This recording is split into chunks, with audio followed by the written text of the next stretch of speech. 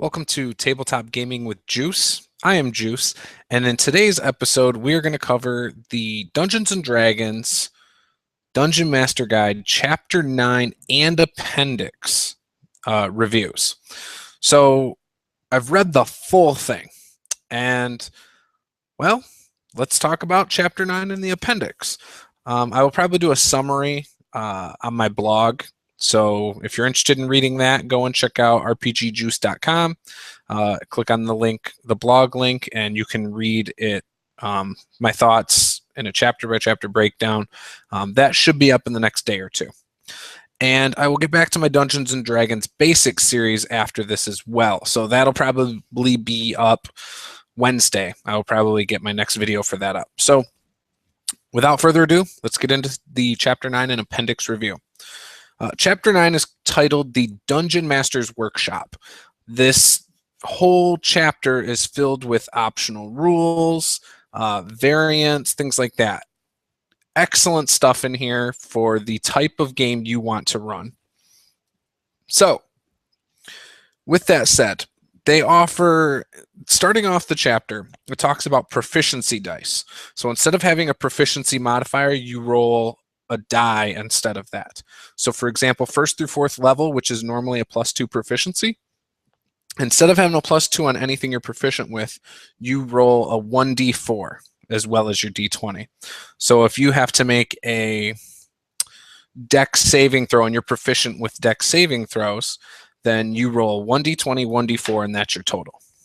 It adds a little bit more variable of a range between numbers. It's not always a guaranteed, oh, I'm going to succeed because I have a plus whatever, saving or proficiency mod and things like that. So I think that's kind of cool. And obviously it goes up. So 5 through 8 is a 1d6, so on and so forth. And it just keeps scaling. I love this. It's something I would actually consider doing with certain groups. I think it would be fun. I think it could add a lot of interesting things to the game. And then you're dealing with just rolling dice. I mean, you're not worrying about what's my modifier. You're not always having to look at your modifier in relation. You just roll another die. So I like that, even though your modifiers are basically the same across the board. You still get your modifier too. So if your dex modifier is like a +1, you would still get that plus the d4 plus the d20. So anyways, then it goes into other skill variants. And talks about the ability check proficiency. So you would basically, you could then, instead of having a set, like you're proficient with certain skills, you're just proficient with an attribute. And so you then, any attribute that's associated with that, you're proficient with it. So there'd be no difference between your sleight of hand and your stealth and your acrobatics. They'd all be the same. It's interesting. It's supposed to be simpler. I don't like it. Just my personal opinion, but I could see why someone might want to try it. And it's not something I would necessarily not want to try. You would also get it based on your background and things like that. It then goes into a background proficiency and a personality trait proficiency. And so the background and personality trait, it's more of a fleshing things out to determine if you would be proficient in something like that. To me, it puts a little bit more faith into your players and trust that your players are going to tell you what they're proficient in, as opposed to you ruling what they're proficient in. So that's, I think it's very interesting. It then talks about hero points. The hero points are kind of interesting.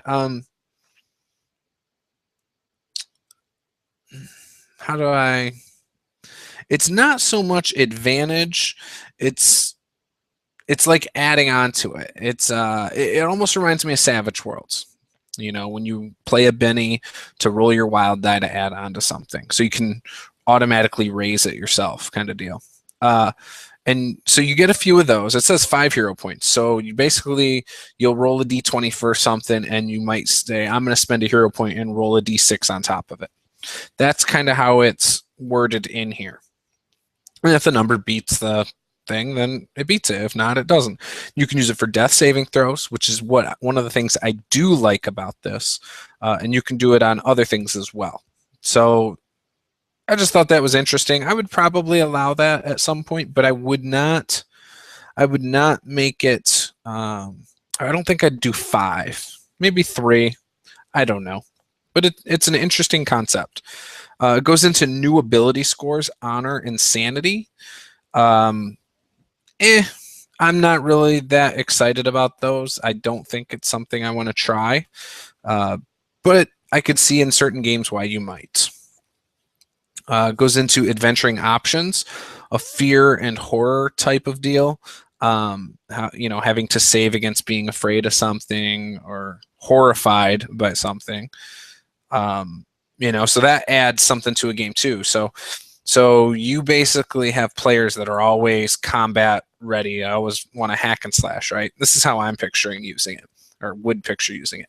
And so a monster comes out that is either so scary or so horrific, maybe they catch it, just destroy an NPC, right?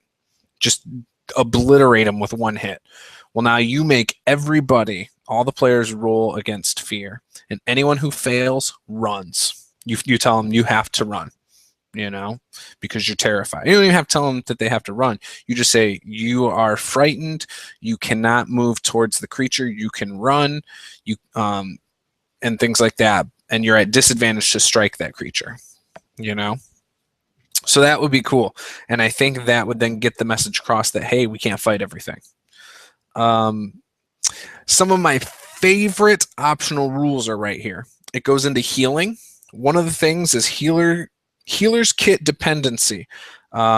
A character can't spend any hit dice after finishing a short rest until someone expends one use of the healer's kit to bandage and treat the character's wounds. That's cool. It talks about healing surges, so you could give your players some healing surges.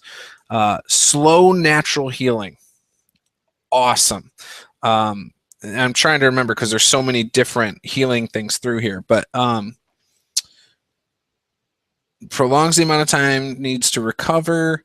They don't regain hit points at the end of a long rest. Instead, a character can spend hit dice to heal at the end of a long rest. So they get to spend all their hit dice at the end of a long rest. Love it. It says also just as with a short rest. So it's But at the same time, if you have a heal in the group, they get their spell slots back. Boom.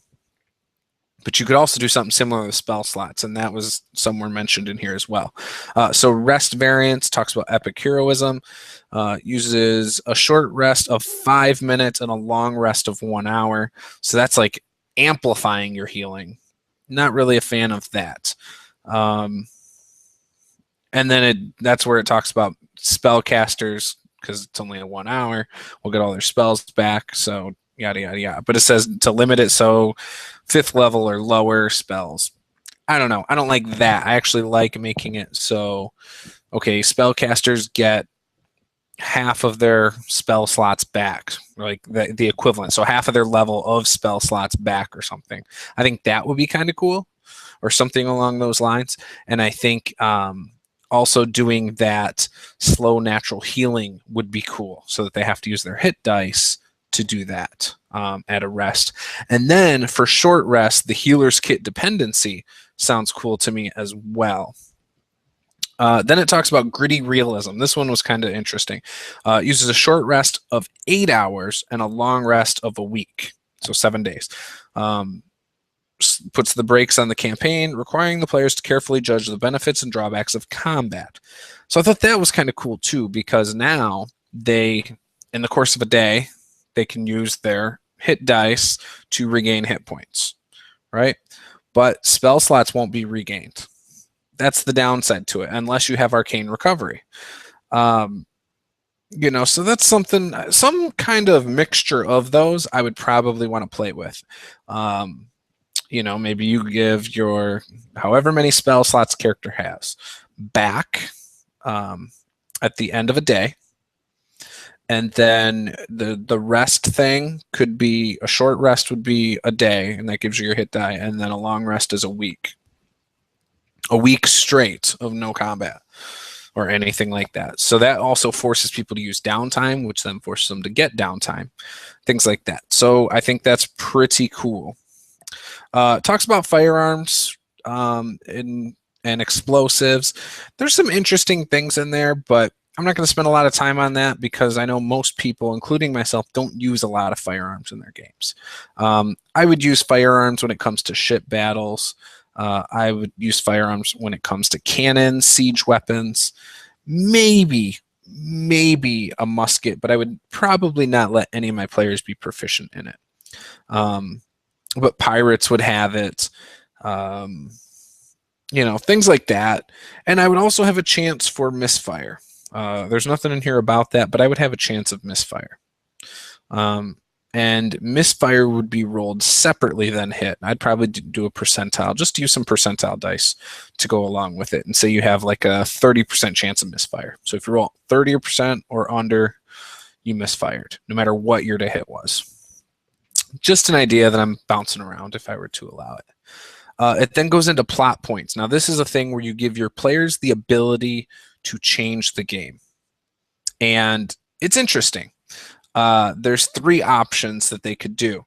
One of them is the players can add something to the scene. So maybe the monster is a polymorphed good person. Maybe the monster is somebody under a spell. Maybe the dungeon has a secret door that leads to somewhere that you don't know. All sorts of things. There's another one where you can switch the DMs out. So it's like a round robin table. That one's kind of cool. And then another one where you can do like plot twists, I think. Yeah, plot twists. So, all sorts of different. So there's things that you can do there. It's pretty interesting. It then goes into combat options. And again, this is something I'd be willing to play with the right groups. It's called initiative variance. Talks about the initiative score and using like a passive initiative, which I think is fine. I'm not opposed to that. And then basically you would always have the same initiative order, whatever. I think that would be cool. Then there's another one called side initiative. And so each side rolls, and if it's the players win, then all the players go first and then the DM, or if the DM wins, it's all the monsters and then the players. This one, it even says that then you have to face a lot of gang up things and stuff like that. But at the same time, it allows you as a player to use like tag team moves and cool, some stuff that might be kind of cool to do it that way. And then there's another initiative system with speed modifiers or speed factors. And this kind of harkens back to the old 2nd edition when, certain types of weapons gave you this, modifier on top of your initiative, and certain kinds of armor and creature size, what you're doing, things like that, all adjusted your modifier, which then you rolled back then a D10, but then you rolled a D20 with your dex modifier and it changes. So I don't know. I like the idea, and this is something that I would be interested in doing, is taking the passive perception, but including speed factor modifiers. So what I mean by this is you have heavy armor, maybe that's a -5 to your initiative. Medium armor, -3, and light armor, -1, with no armor being 0 modifier. Then you would have light weapons, which would be a plus, according to this, a +2. Two-handed weapon would be a 0 in my opinion, and then a heavy weapon would be -2. A loading weapon would be -2 as well. That's probably how I would do it, which in here it says ranged or loading weapons is -5. Spell casting, subtract the spell's level. So, all sorts of things you can do with that, and you can also do the size modifiers as well. I think that would be actually pretty interesting, because then you have it's not hard for the players to go, okay, this is my initiative. If they want to improve it, just tweak how your character is. Get rid of some of the armor, change how your character is built. And then, it's consistent. So probably the light rogue player almost always goes first. Okay, cool. They can get their sneak attack in before the enemies actually see them. Your bulky tank fighter probably goes last in this case. So maybe for the first round, you have to use more tactics. So all the people using lighter weapons decide to stay back so they can use their bows or their ranged weapons. And then when the fighter's turn comes up, he then attacks. Well, then the next round, that's when your smaller fighters move into position now that your fighter has positioned himself in a way that protects the rest of the party. So it gives it a tactical thing that I think sounds interesting and could switch up combat. Because right now, in both my games, really, it's combat starts and boom, rush in. So, well, I'd say that's more with my one party than anything. But yeah, so you have, a lot of different things that can happen there. It also has another initiative thing that has to do with that speed factor, and you do it in increments of 30. So you start at 30 and come down so that nobody knows who goes or whatever. I don't know. Action options. Oh, because they declare before the round what they're doing, and then they roll, and boom, boom, boom. That's how it goes. So then there's action options. This section provides new action options for combat. They can be added as a group or individually to your game. So you can climb onto creatures, you can disarm, mark, which mark is interesting. It's almost like a called shot, like a readied action, but not. So, for example, you are in a combat and you did your attack that turn, and you decide to mark a creature that's behind him, right? Not even close to you. And if he does something, well, maybe I'm misunderstanding it. Oh, well, if he runs by you, it doesn't cost you your reaction, I mean. So you would still have a reaction because you were ready for that one, so it didn't cost your reaction. It's interesting. I would entertain it, I guess. There's an overrun action, which is basically like running through somebody. So like you run through a monster. Basically, you just push him, yeah. Yeah, you just push through him basically and go past him. So you're not pushing him back. You're not pushing to the side. You're just pushing through him and you're going straight. And he basically stays where he's at. And it's still an opposed check of some sort. But doing that, my understanding would be that he wouldn't get an attack of opportunity. Yeah, and then there's a shove aside option where you can shove him to the side instead of shove backwards. Works the same way as the shoved or the push forward one. So you could be front and back with a guy and you can shove him to the side. So maybe you position him in a place that's not advantageous for him. Then there's a tumble action, which is sort of like the overrun action, but instead of using strength, you use dex.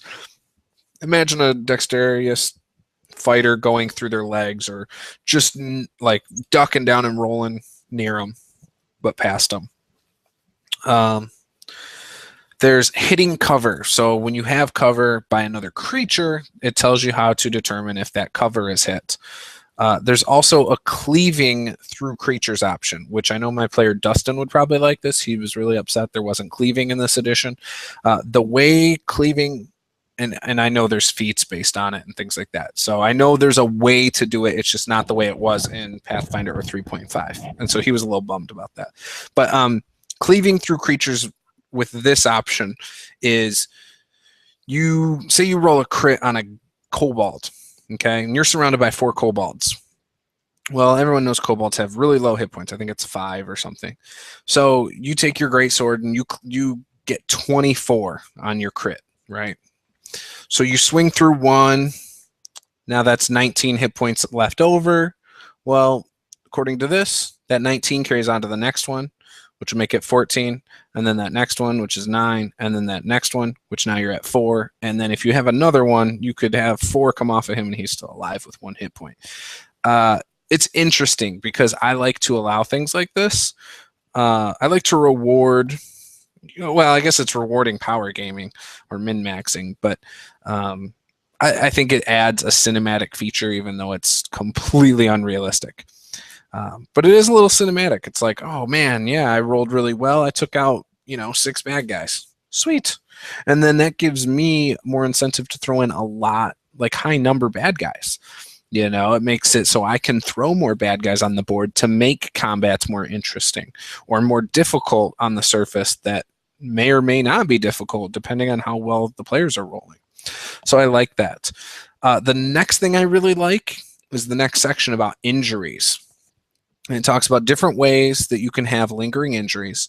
And, it's things like broken ribs and how, it gives you some mechanics for how that would affect you. Real short little blurb, like what it would do to you.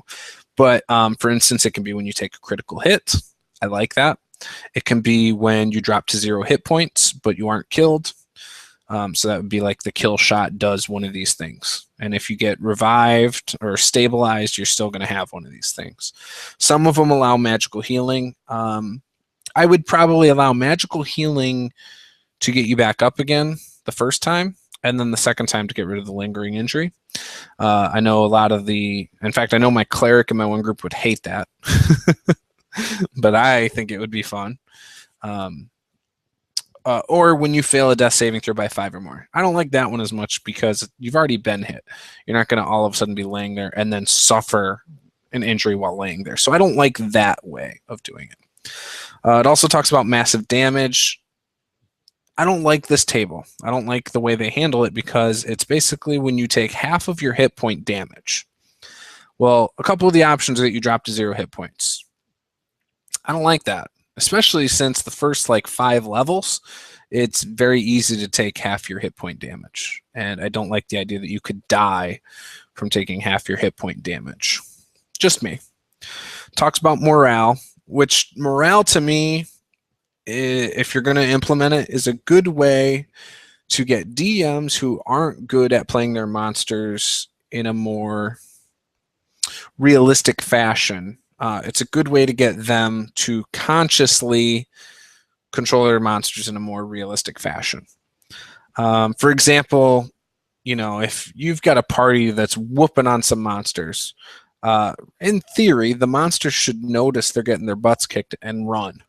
If they're intelligent. If they're not intelligent, they might fight to the death or until they're hurt badly before they cower and, submit.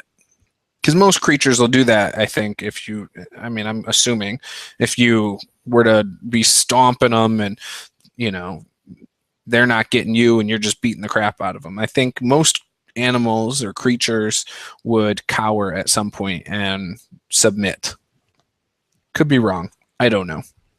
But this kind of mechanically implements that. And I know a lot of DMs just, my bad guys always fight to the death.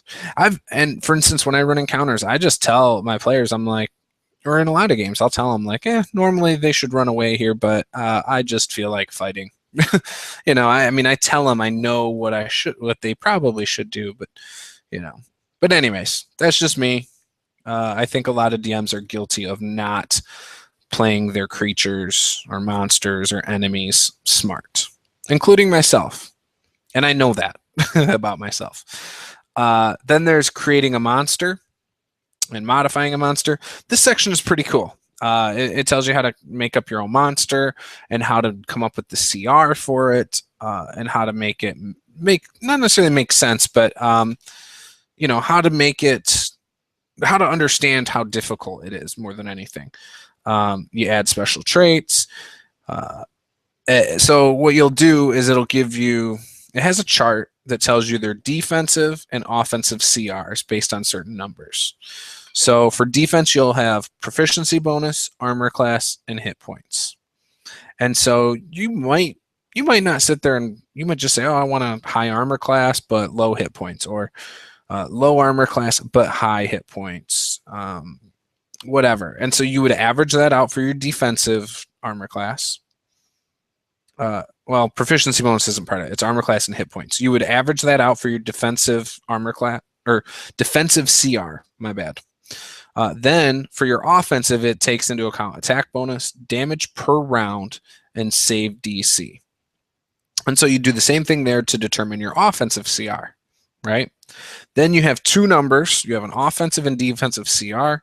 You average them between each other. So if you have a offensive CR of 6 and a defensive CR of 3, that's a total of 9, which would average out to be a 4 or a 5 CR. It tells you to round to the closest. 4.5 ends up being a 5 CR. So that's how you would do that. And it tells you in depth how to do it over the next couple pages. It talks about experience points because of the CR, creating monster stat blocks, hit points, all sorts of stuff in detail. In fact, creating a monster in this book is very detailed, and I like this. I wish this was in the monster manual, but I'm happy with it here. It's very detailed. I wish they put this much detail into some other stuff in this book, such as the section I'm about to get to. Goes over the save DCs for the monsters, final challenge rating. Then it goes into NPC stat blocks, but interrupts the NPC stat blocks with a page of tables for monster features.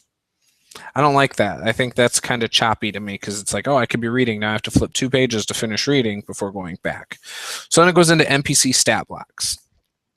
Now, NPC features is almost like the stuff you would get for instance, when you're creating your player, your character.